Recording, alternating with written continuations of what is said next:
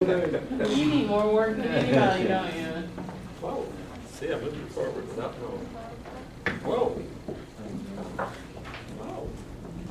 What are you doing, Bernie? Nothing. I'm trying. You keep saying, whoa. Well, something happened.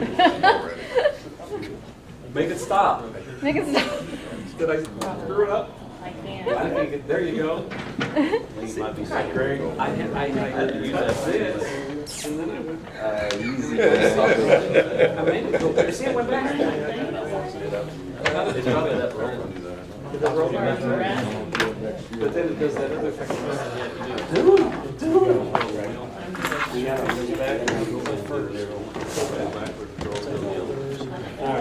I think I'll probably not mess with it. It's too sensitive. A little sensitive. Even iron fish have a hard time.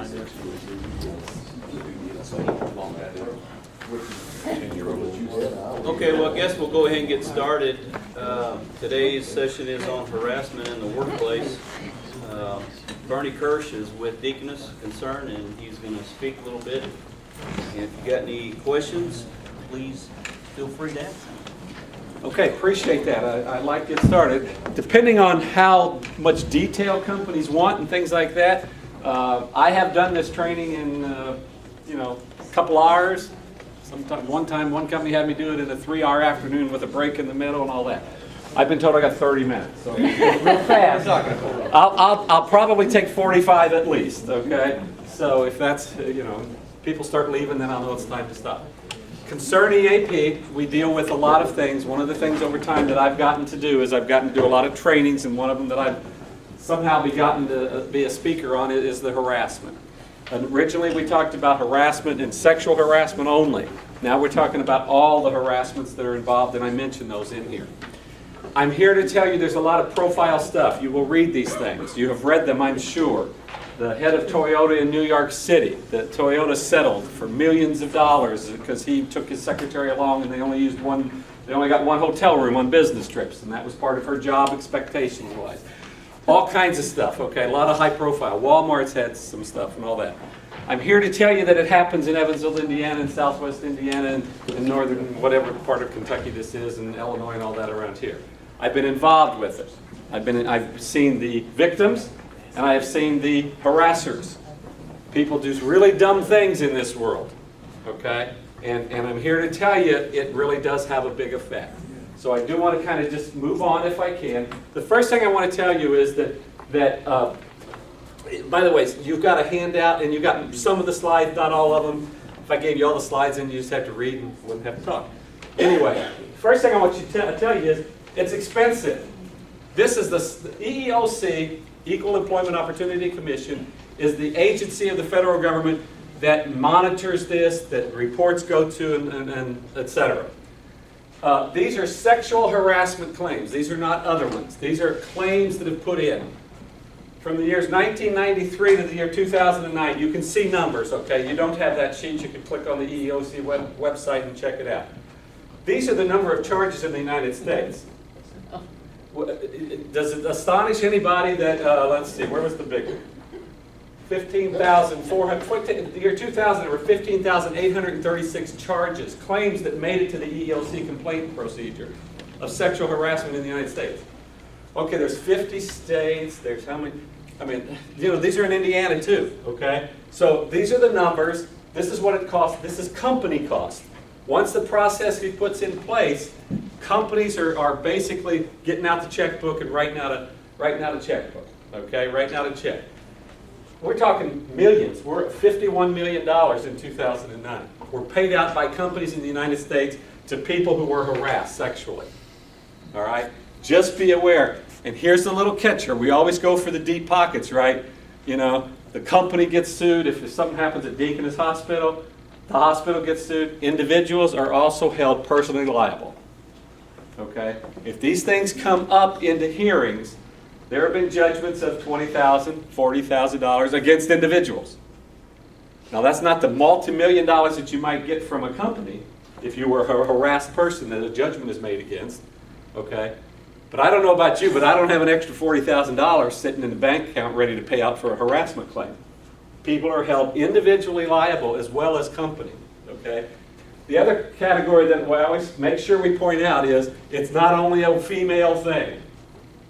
As over years, you know, all the sexual orientation, all the whatever claims, you can see they didn't even keep the statistics back here, or at least they don't publish them, or they didn't. 16% of the harassment charges in 2009 were filed by men.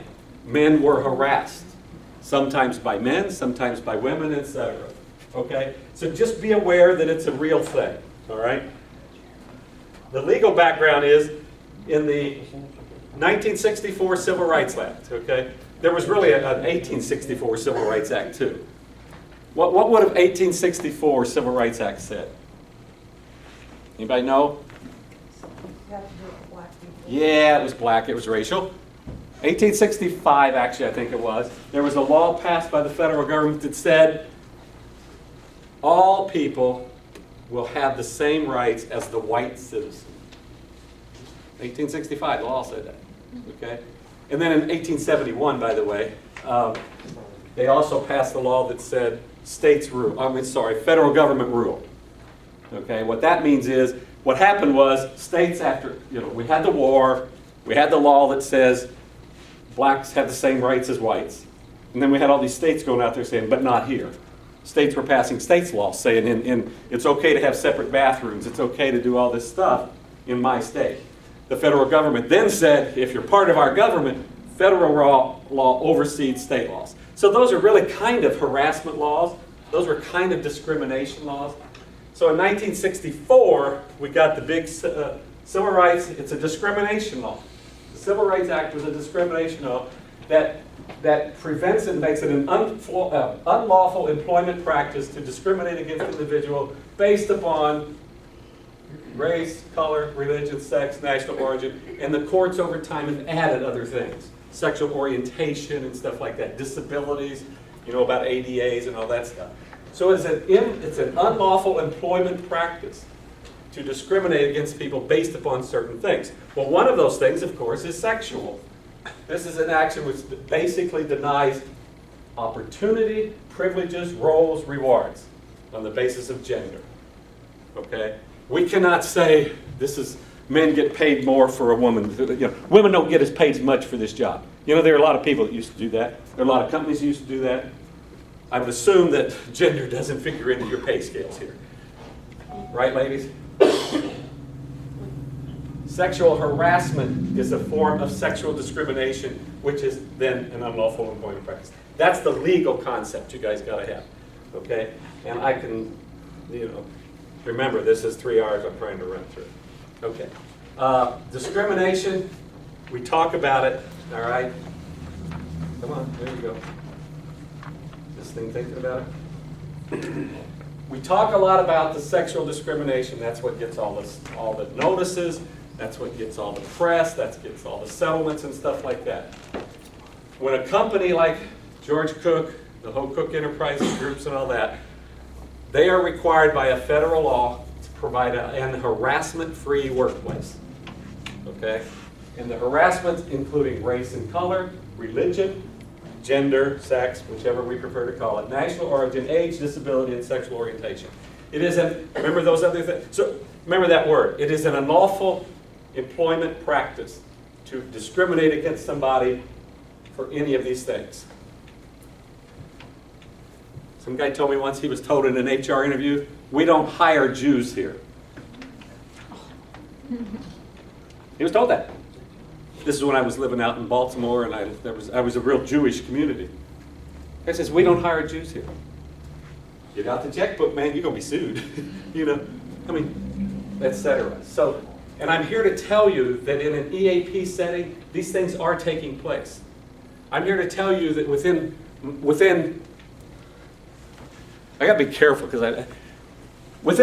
I am aware of a company that not too terribly far from here in which there was a lunch break and they went outside and there was a picnic table or two where the people went out and a new employee had been hired. Okay? And that new employee happened to be black. And the new employee was told, without a laugh, your kind doesn't sit here, they sit over there. That's been within the last few years. We're not talking 20 years ago. Your kind. Okay?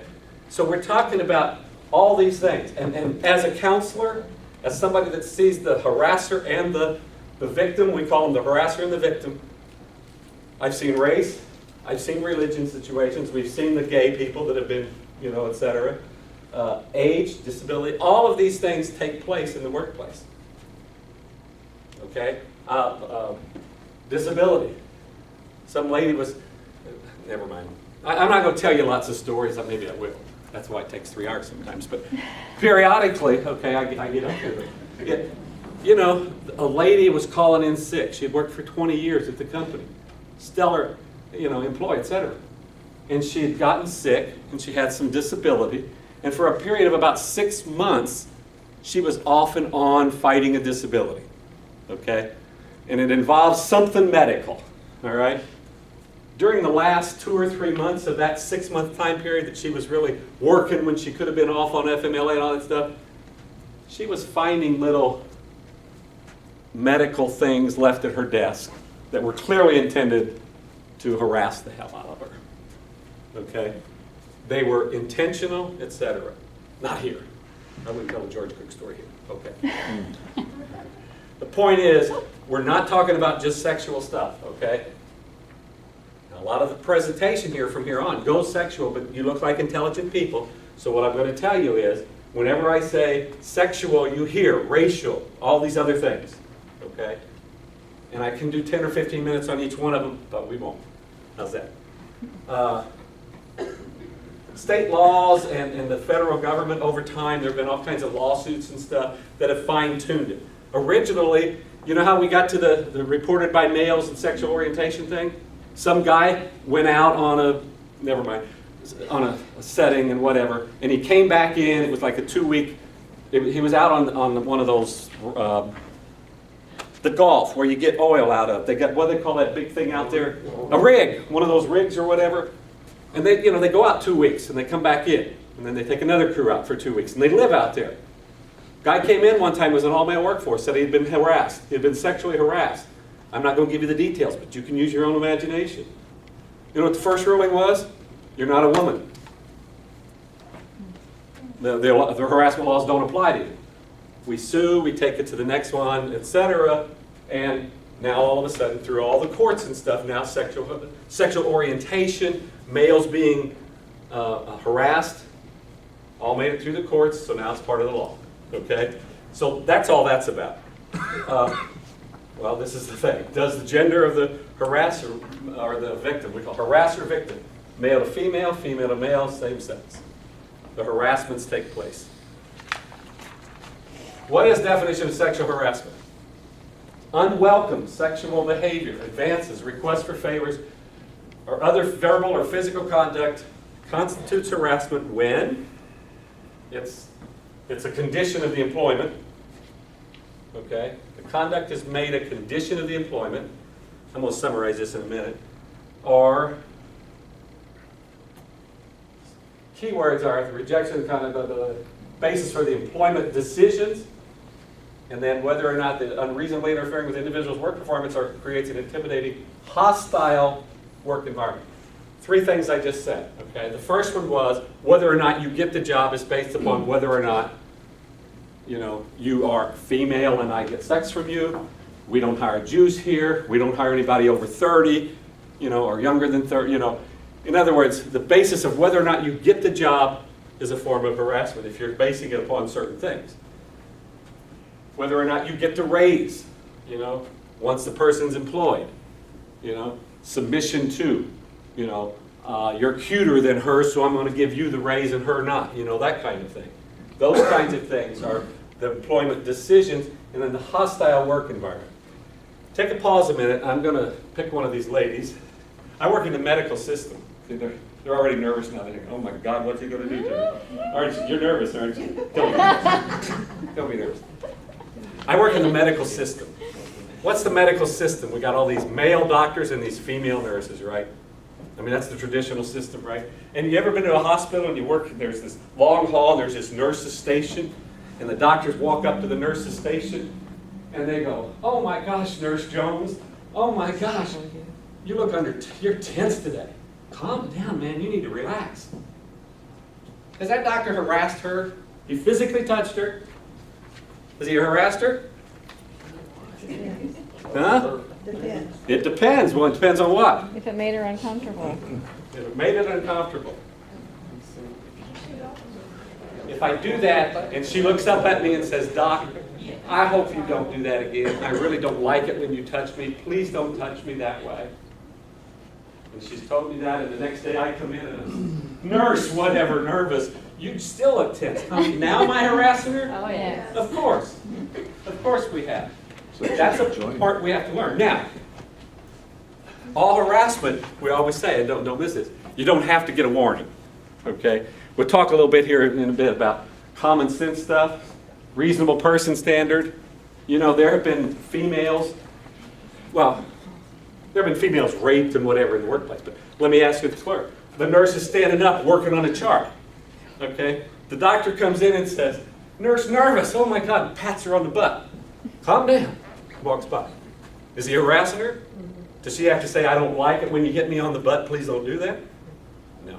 It's common sense, right? So there's some reasonable stuff and there's some non-reasonable stuff. When we talk about, thank you very much for your shoulders. When we talk about sexual harassment, we have two types. They're called quid pro quo and hostile work environment. Quid pro quo is the stuff that, I don't know if you're managers, supervisors, HR, head people, whatever, I don't know who's here. Who's the most important person in this room? Oh, all of us. All of us are important. Yeah. That's a good answer. Good answer. Quid pro quo is, you give me something, I give you something. It's usually done in hiring practices. It's usually done in employment practices, you know, etc. Hostile work environment is the environment we work in. Talk about those two for just a minute. Quid pro quo is a Latin phrase, means this for that. It occurs when employment or employment decisions for an employer are based upon that employee's acceptance or rejection of unwelcome sexual behaviors, are based on race, or based on, remember all the other stuff, okay, etc. That's quid pro quo, something for something. Hostile work environment exists when those advances, etc., inappropriate oral, written, physical conduct has the purpose or effect of substantially or unreasonably interfering with the individual's employment by creating an intimidating, hostile, or offensive work environment. You know what that means? That means once you get to here and once you're employed, you have the right to not be harassed in the workplace. The harassment that has nothing to do with whether or not you get the job, or the harassment whether or not you get raises, whether or not you get promotions and stuff like that. The environment we work in, okay, is supposed to be harassment-free. How does that stuff take place and all that? Well, talk a little bit more about hostile work environment. See, I'm doing good. Hostile work environment. The Supreme Court ruled that the act of that applies where is sufficiently severe and pervasive to alter the conditions of the victim's employment and creates an abusive work environment. In Evansville, I met with a lady, and she told me that, you know how it is when you come to work. I don't know how it is here. There's this parking lot, and everybody parks, come to work at 8 o'clock, they go through this door, they walk through this one door, they punch in the time clock, and they go to work. Okay? Simple enough, right? This lady told me that she has got to get to work 4 minutes, 3, 4, 5 minutes earlier than everybody else. And she doesn't like that. And I said, why not? She said, well, I have to park there with everybody else, but I got to walk around to the other end of the building, and then I got to walk all the way through the building to the time clock. And I said, well, why do you have to do that? Why can't you just go in the door where everybody else goes? Because every time I go through that door, the regular door, if I'm running late, she says, John, what's your name? He's sitting in that first office inside the door, and if I walk by the door, he whistles. And I don't like it. So now, have we altered the conditions of her employment and created a work environment in which we've made things different? Now, we're a bunch of guys here, right? Oh, get on. Come on, girls should be happy. Everybody likes it when they get flirted at, right? I mean, it doesn't matter, okay? We've altered the conditions of her employment. You can, play it out with other places, other situations. That's a real situation. It's happened, okay?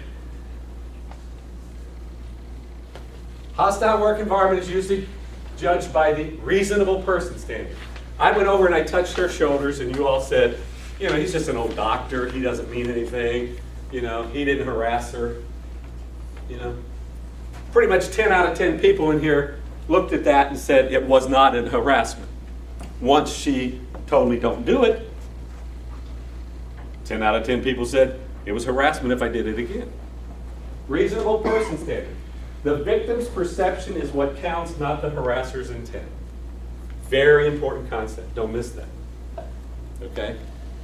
We got a lot of old docs. Look at me. I'm not a doc, but I'm old. And I go to nurses' units sometime, and I don't touch people anymore. But you know what I mean? I don't mean anything by it. But there are a lot of docs that don't mean anything by it. But it doesn't matter what the doc thinks. It matters what the nurse feels. We've done a lot of training and stuff like that, employees and things like that. I walked by a nursing unit, this was a few years ago. And I don't know what's happening. I'm walking by, I was heading to that unit down there, and as I'm passing by this one, I just heard one nurse say, "Doc, I hate it when you talk to me about my clothes." I thought, whoa. Didn't know what happened, but she told me. She says, "Don't comment on my dress." Well, for some reason that day she wasn't in a nurse's uniform, she had on a dress. And it was a pretty red dress. And she was kind of shapely, guys will be guys, right? I went back later to find out, he had commented on it. She'd let him know. There was no doubt. If he starts doing that again and whatever, she'd go to her supervisor, make a complaint, etc. Okay, so we try to tell the docs, you can't do that stuff. The old docs are the hardest ones. The youngest ones, they understand. The old docs, well, I've always patted nurse so-and-so on the butt, whatever. I've always bumped up against her. Not anymore, doc, you can't do that.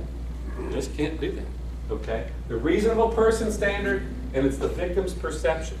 Put it into your place, I've seen an email from who's the techie guy here, you? I'll make Greg the take again. There are actually people that think when you hit delete that it's gone, and that if you hit confidential, it's confidential. Yeah, all right. Okay, I've seen an email that was sent from a supervisor around here, by the way, not George Cook, nobody in Cook here. Okay, it was sent from a supervisor to a female employee with whom he had had an affair and had broken off. And he sent her an email, and then he hit send, and then he hit delete, and he thought it was gone.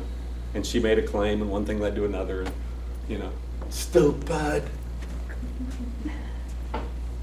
Etc. So anyway, the employer, and this is where you guys, whoever's in charge of the bosses, whatever, you're responsible for those employee acts of harassment when the employer knows or should have known of the conduct unless they can show they took immediate and appropriate corrective action. And that's the key part. This session is part of that action. If you don't know it, you guys have a harassment policy. If you don't have one, you should have one, and your company's writing one as we speak, probably. Okay, you do have one, right? It tells you lots of things. Talk about it in a minute, okay? So we talk about behaviors. Sometimes I say to people, I can't make these things up, okay? I can't make these things up, okay? These are things that have been actually gleaned from various reports and stuff like that of harassment claims and stuff like that. People have claimed rape and assault in the workplace. People have had unwelcome letters, phone calls, unwelcome pressure for favors, touching, leaning over. I'm not making these are quoted, okay? These are quotes. Less severe, unwelcome pressure for dates. I had to see a guy one time, they sent him to me. New employee, lady employee, single guy, you're kind of cute. Why don't we go out for supper tomorrow night? No, I'm not interested. Next day, here's some flowers, And it just persisted. It persisted, And finally, she went to her boss and said, Make it stop. I'm not interested in it. I've got a girlfriend. I got a boyfriend. I got whatever. Okay? They sent him to me because she was ready to file a harassment claim. Okay? You know what I had to tell him? We're brilliant. We've got these master's degrees, you know, through 30 years of counseling. I looked at him and said, you got to stop asking her out. You know, she doesn't want to go out with you. Stop. You know, there's more to it than that. You know, do you understand what's going to happen if you continue? Why? And we dug a little bit into why. What is it about her? Does she remind you of mom and whatever? You know, just what you wanted to hear, right? You're getting hit on and he thinks of you as mom, right? You know what I'm saying? So we're talking a little bit about these kinds of things, but the bottom line is I had to say, quit asking her out, dummy. I didn't say it like that. Okay? So all these kinds of behaviors take place. These things are actually had claims against them.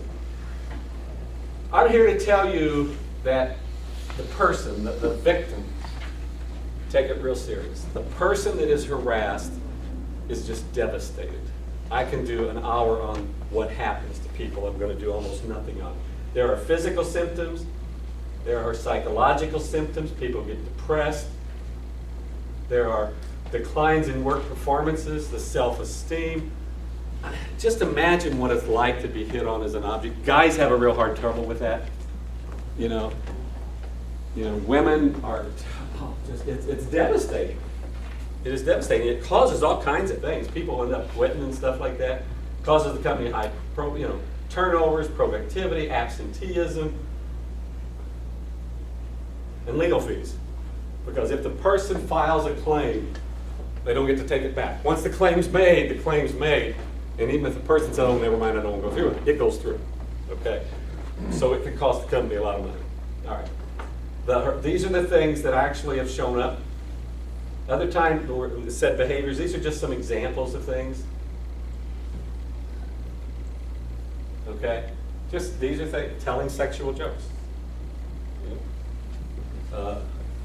Turning work discussion into sexual talk. Had a lady tell me one time, doesn't matter if we have a meeting, within 30 seconds, Bill has always got us talking about sex somehow. You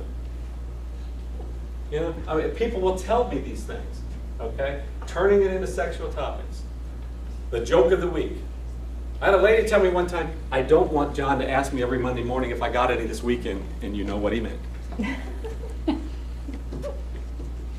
These are common things that people will complain. Just imagine, repeatedly asking out the person who is not interested. Telling lies or spreading rumors, always like this, about a person's sex life, whether or not it's true. It's still, even if it's true, if Cheryl dances at the She Lounge on the weekends, for you guys, now they're oh, they found out. Okay. Bernie, I thought I could trust you. To harass her about it, to bring it up, to make it an issue at work is harassment. So whether or not it's true is harassment, okay? Nonverbal stuff. How do you look a person up and down? I've had a person tell me one time, it doesn't matter. I can look. He's looking at me, and I know he's taking my clothes off. Now everybody's going to be looking at somebody today. Okay, you get the idea. Okay, I do not demonstrate anything. Making sexual gestures with your hands through body movements and stuff like that. These are things that have actually been giving the massage around neck. Okay, hanging around, hugging and kissing. Tubbing, etc. You guys get the thing. You guys know what it is. You're intelligent people. Okay? You know when you're doing something that you shouldn't be doing. All right? And that's what's got to stop, because you don't already do it. Okay? You don't have to stop it because you're not doing it. That's one of those questions. You ever been? There are questions that there's not a good answer to. Do you still beat your wife? It's just, there's not an answer to that sometimes. So anyway, to determine if is unwanted or not, okay, ask yourself some of the following things. Would you want those behaviors to be the subject of a column in the newsletter? Joke of the week told by Bill. If you wouldn't want it there, you probably don't want to do it. Okay? Is there equal power? Now, pause a minute. Everybody think back to that wonderful day when you met your spouse. The very first time you ever met your spouse. I want to know, by a show of hands, how many met their spouse the very first time they ever saw them, either at work or at school? I am. Quite a few people. It is estimated that about 30 to 35% of marriages in this country start in either school or the workplace. So the harassment regs are not meant to be, you can't even flirt. I mean, there's some normal stuff. You know, there's normal flirting that goes on. There are a lot of marriages made in heaven that start out at work, okay? And that's not to be prevented. Sometimes when there's equal power, there's a little more pressure. Part of that is supervisors, managers are held to a higher standard. The law is the law, the rules are the rules. But if you have people working for you, with you, around you, be very careful. Be very careful of what you do and say and all that stuff. You know, would you behave the same way if your wife was there, if your spouse was there? My wife and I have this thing about, well, this is one of my little digressions. We tell each other things, you know. Who doesn't share with their spouse, you know, open communication, etc. I go out to lunch a lot, part of my job sometimes. Eugene calls me one day and says, Bernie, I'm going to we haven't had lunch for a while, let's meet for lunch. I said, okay, where do you want to meet? He says, let's go to Hooters. Anybody object to that? Anybody okay with that? I said, all right, I'll meet you at Hooters. So I went to Hooters. That was the day, I met him there, we got in the parking lot. That was the day that some guy in Virginia, this was a few years ago, filed a lawsuit because he had applied for a job at Hooters and had been denied the job because he didn't have any Hooters. All right? They didn't put it quite that way. All right? So of course, in our need for news, it's a news story, right? So here's Eugene and I in the parking lot. We walk into the Hooters, and guess what? The cameras are on. We went walking in the door, and the cameras are on. And of course, we're going, oh God. You know, that kind of thing. And of course, then one of the ladies, we're trying to interview some people on the phone. Would you like to be interviewed on the news? I said, I don't know. You bet you're not. You know. So we went over, sat down, we left, etc. It was an uneventful day. Other than that, I walked in the door that night at home. I walked in the door before I ever kissed my wife hi or anything. I said, honey, I went to Hooters for lunch, and I want you to know that. Because we turned on the 6 o'clock Channel 14 news, and guess who was on TV walking into Hooters? All right? So, you know, are you ever telling jokes? Are you ever doing things that your spouse, would you be embarrassed to do in front of your spouse? Or your girlfriend or your boyfriend and stuff like that? You know? Would you want somebody to act that way towards her? You know? Etc. Equal initiation is the part. There is some good, honest flirting that goes on, and that's where supervisors and people have to be careful. There's nothing at the workplace.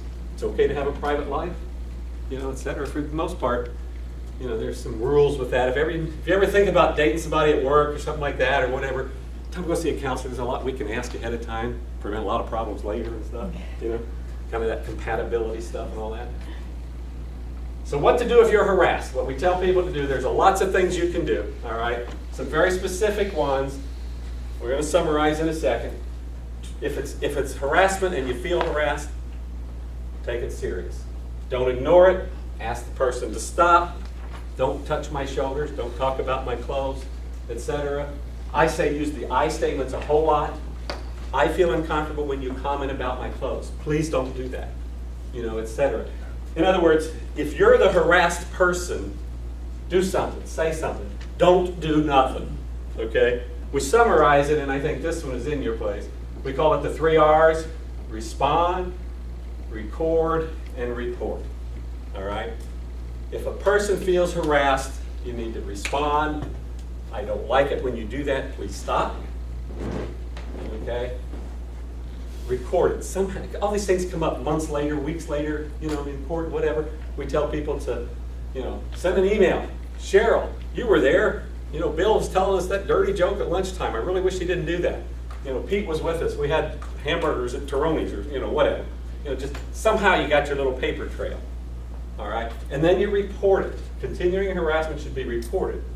and sometimes I want to take out the word continuing. Harassment should be reported, okay? You guys have a policy, okay? And your policy is supposed to say who it gets reported to, what happens if, and et cetera, okay? The organization has a responsibility, what I call for 3 levels, okay? For their managers and supervisors with respect to harassment, even if it is specifically complained of and expressly forbidden. So managers and supervisors, I hate to say you're held to a higher standard, but you know what I'm talking about. You know? We had a counselor that was selling dope out there at USI a few years ago, wasn't it? Y'all remember that? Yeah. He hurt all of us. Darn it, counselors should be held to a higher standard when it comes to drug and alcohol and stuff like that. You know? And it's kind of the same thing. You guys, if you're supervisors, managers, you know, make sure you're there and all that. The second one is the company is responsible for employee acts of harassment in the workplace. Even if, you know, they should, if the employer knows or should have known, unless they can show they took immediate and appropriate corrective action. Okay? In other words, you are responsible as a company if 2 of your employees are out there and one of them, you know, is harassing the other in any way. Okay? We didn't talk about Miss October, you know. Do you have a lunchroom and do you hang the Miss Octobers there every year, or the Playboys things and whatever, you know? If somebody objects to, my advice to people is always get that out, just don't do it. I mean, I know boys will be boys. I was a kid once, a long time ago, you know. But everybody likes a picture of a good naked girl, right? Not at work. You know, you just don't do it. You just prevent that at the workplace. Okay? It just makes good common sense not to do it, etc. And the other thing is that the employer can be responsible for the action of non-employees. Non-employees. How can that be? I'm not an employee of George Cook. If while I'm in your building today, I flirt with some people, or if in fact she stands up and Miss Bashful over there, whatever, and I do and touch her inappropriate, you know, etc. You get salesmen that come in that harass people. You get, you know, drug reps going into doctors' offices. Have you ever seen an ugly drug rep? They just, it's part of the requirement, right? They got to be beautiful. Because then the doctors think they're brilliant. I'll buy their medicines and we'll prescribe it. You know? It's kind of a reverse harassment a little bit. But when that person comes into the office, they can in fact create the hostile work environment for people there. If you become aware of it, you have to know. Okay? And you have to do something about it. Example I give is in my previous life at another hospital, you know, I'm just a peon, still am. I'm parking at the parking lot, and there's the entrance to the hospital, and you know, 2-mile walk or whatever it is. You know, it seems like 2 miles. And I'm walking in, and just about the same time I parked, Nancy parked and walked in with me. And Nancy's a real good looker. Okay, this was many years ago. And as we walked in, we walked by, of course, the construction site. Every hospital's got construction going on, right? And what do you think the boys did on the construction site as Nancy and I walked into work? They whistled at me. I looked at Nancy, I said, what happened? She said, when it happened, the first thing I noticed was her head went down and she walked a little bit faster. It obviously bothered her. So I said, do you ever do anything about this? Does that happen? She says, every day. She says, I hate coming to work sometimes. Now just think about that, okay? The hospital is required to provide her a harassment-free workplace. She can't even get from her parking lot to her place of work without being harassed. Again, most men are going to say, oh, suck it up. That's a compliment. You must be pretty. They're whistling at you. Doesn't matter. She felt harassed, okay? I said, have you ever done anything about it? She says, well, what can I do? They don't even work. I said, let's punch in. We punched in the time clock. And we walked to the director of engineering's office. And I sat her down. I said, I want you to know what I just observed. And I told him. He looked at her and says, is that right? She says, that day, the construction guy, the head of the construction company, got a letter saying, this is what happened. If it happens again, pack your bags and go. Okay? In other words, had they not done anything, and it happened again, then she's got grounds for a harassment charge against the facility. So non-employees can do it also. So the company has responsibility for 3 levels of people, all right? Now, the organization should have a policy. The organization has a policy and it should contain what we expect to happen, some definitions, an explanation of the rights of the people who feel they have been harassed, the penalties, usually says up to and including termination. You know, if the person that sent the email to the disgruntled former girlfriend had an affair with her person, he had terminated. I mean, you know, he obviously was harassing her. Yes, she consented. Yes, it was a mutual relationship. She said, "Stop. I want the relationship over." It was at work. He sent her an email. He got terminated over it. Okay. The policy should be publicized. The employee should be periodically reminded. What this simply means is, if you've never had one, you need to have a training for every employee in your facility, in your place. It needs to be part of any orientations from this point forward, or from this point at which you have the policy forward. And then periodically, you just send it out, you remind people of it. It's called the affirmative defense. Because if in fact somebody feels harassed and they file a claim, guess what the first question is going to be? Where do you work? Second question is going to be, does that employer have a policy? And if you say no, or I don't know, guess what the employer is going to do? The employer is going to say, oh yeah, you were at a training we had, it was on July 21st, here's your signature. That's how a company defends itself. They have a policy, they have training, and then they periodically remind people. We advise companies about every 3 or 4 months only kidding. About every 3 or 4 years, maybe have a refresher training like this, but at least once a year, send out the policy, have people sign off on it, publish it in the newsletter, somehow tell the employees, for your information, we have the harassment-free workplace policy. Okay? Whatever form the company takes, that's okay. That's called the affirmative defense. That's how a company defends itself. Has a policy, it clearly includes certain things. It has training and a constant periodic reminder. Other issues we've talked about, other things. Anyway, here's the only, it's hard to find a joke about harassment. Okay, so maybe this sexual harassment thing has gotten out of hand. Why so? Well, this woman claims she was harassed at work. So what's what? So? There you go. All right. I've done in 42 minutes. Good job. Questions, comments? Take it serious. It's real. It's out there. It happens in Southern Indiana. It happens in Evansville. Your company's a good company. They got a policy in place. If you don't know the policy, you should.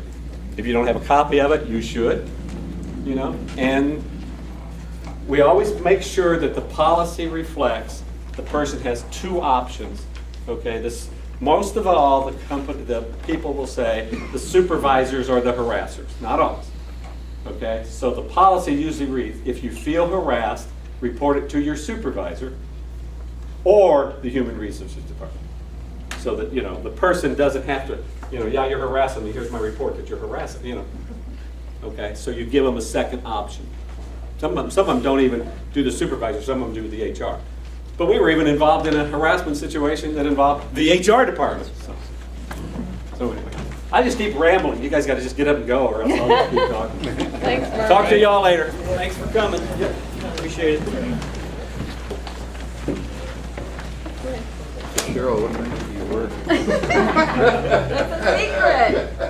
And thank you for your shoulders. How does the police force and the fire department get around discrimination? Is it a physical? It's essential to do the job, that kind of thing.